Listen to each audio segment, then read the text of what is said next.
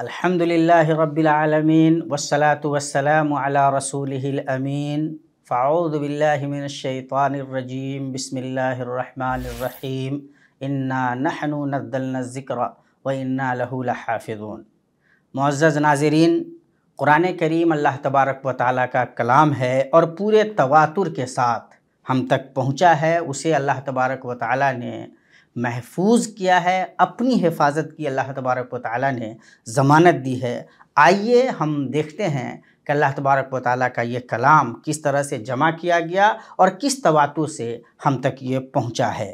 अल्लाह के नबी सल्लल्लाहु ताला अलैहि वसल्लम के ज़माने में जब अल्लाह तबारक व तआला की कोई आयत नाजिल होती, ज़ाहिर है अल्लाह के नबी सल्लल्लाहु ताला अलैहि वसल्लम की मुद्दत नबूवत 23 साल है। उन 23 साल की मुद्दतों में जब कोई आयत नाजिल होती तो अल्लाह के नबी सल्लल्लाहु ताला अलैहि वसल्लम सहाबा किराम को सुनाते और सहाबा किराम उन्हें याद कर लेते। मशहूर हुफ़ाज़े कुरान करीम में अल्लाह के नबी सल्लल्लाहु ताला अलैहि वसल्लम के इन सहाबा किराम का नाम आता है, जिनमें अब्दुल्ला इब्न मसूद रज़ियल्लाहु ताला अन्हु हैं, सालिम हैं, मुआज़ बिन जबल हैं, उबई बिन काब हैं, ज़ैद बिन साबित हैं और अबू ज़ैद बिन सकन और अबू दरदा रज़ियल्लाहु ताला अन्हुम अजमईन हैं।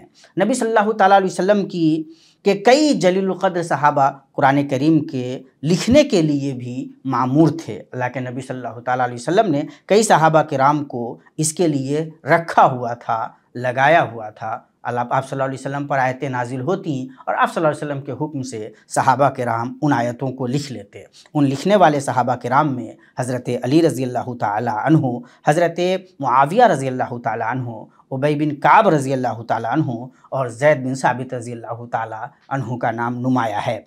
जब भी कोई आयत नाजिल होती, नबी सल्लल्लाहु ताला अलैहि वसल्लम का लिखने का हुक्म देते, बतलाते कि इन आयतों को किस सूरत में और किस जगह पे रखना है। आप सल्लल्लाहु ताला अलैहि वसल्लम के फरमान के मुताबिक हज़रात सहाबा किराम इस अमल को अंजाम देते। लेकिन जानने वाली बात यह है कि इस मुद्दत में अल्लाह के नबी सल्लल्लाहु ताला अलैहि वसल्लम के हीने हयात इस पूरे कुरान करीम को एक मुसहफ़ में जमा नहीं किया गया था। ये काम हज़रत अबू बकर सिद्दीक़ रज़ियल्लाहु ताला अन्हु के ज़माने में हुआ। इसीलिए कुरान करीम के जम्अ तदवीन के सिलसिले में ये दूसरा मरहला माना जाता है। हज़रत अबू बकर सिद्दीक़ रज़ियल्लाहु ताला अन्हु के ज़माने में एक जंग यमामा हुई, जिसमें 70 कुर्रा कुरान करीम के पढ़ने वाले कारी जो हफ़ाज़ थे कुरान करीम के, वो शहीद कर दिए गए। हज़रत उमर रज़ियल्लाहु ताला अन्हु ने हज़रत अबू बकर सिद्दीक़ रज़ियल्लाहु ताला अन्हु को ये साइब मशवरा दिया कि इस तरह से अगर कुर्रा शहीद होते रहे, हुफ़ाज़ शहीद होते रहे, तो कुरान करीम की हिफाजत एक मसला बन जाएगा। इसलिए बेहतर यह है कि कुरान करीम को एक मुसहफ़ में जमा कर दिया जाए। हज़रत अबू बकर सिद्दीक़ रज़ियल्लाहु ताला अन्हु ने हज़रत ज़ैद बिन साबित रज़ियल्लाहु ताला अन्हु को ये काम सौंपा और उनकी निगरानी में अल्हम्दुलिल्लाह हुफ़ाज़े किराम के मशवरे से सहाबा किराम की मौजूदगी में ये काम कर लिया गया। और यही मुसहफ़ हज़रत अबू बकर रज़ियल्लाहु ताला अन्हु के बाद हज़रत उमर रज़ियल्लाहु ताला अन्हु के पास रहा और हज़रत उमर रज़ियल्लाहु ताला अन्हु के बाद हज़रत हफ्सा रज़ियल्लाहु ताला अन्हा, जो अल्लाह के नबी सल्लल्लाहु ताला अलैहि वसल्लम की ज़ौजा मोहतरमा और हज़रत उमर रज़ियल्लाहु ताला अन्हु की बेटी हैं, उनके पास महफूज रहा।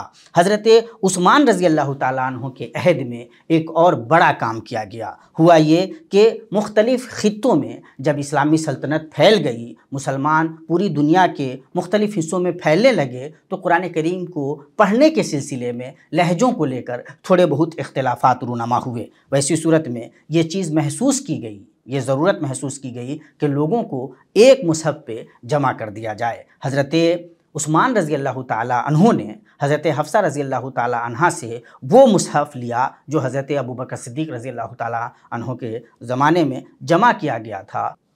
फिर उस नुस्खे से बहुत सारे नुस्खे नक़ल कराकर तमाम ख़ित्तों में हज़रत उस्मान रज़ियल्लाहु ताला अन्हु ने भिजवाए और लोगों को ये हुक्म दिया कि इसी पे जमा हो जाया जाए, इसी पे इत्तिहाद रखा जाए और इसी को बुनियाद बना लिया जाए। चुनांचे वो मुसहफ़ जो हज़रत अबू बकर सिद्दीक़ रज़ियल्लाहु ताला अन्हु के ज़माने में जमा हुआ था, उसी पे इन तमाम मसाहिफ़ की बुनियाद रखी गई और इन्हें हज़रत उस्मान रज़ियल्लाहु ताला अन्हु के ज़माने में फैला दिया गया। मुसहफ़ नक़ल करने पे जिन लोगों को मामूर किया गया था उनमें हज़रत ज़ैद बिन साबित, हज़रत अब्दुल्लाह इब्न ज़ुबैर, सईद इब्न आस और अब्दुर्रहमान बिन हारिस वग़ैरह के नाम काबिल ज़िक्र हैं।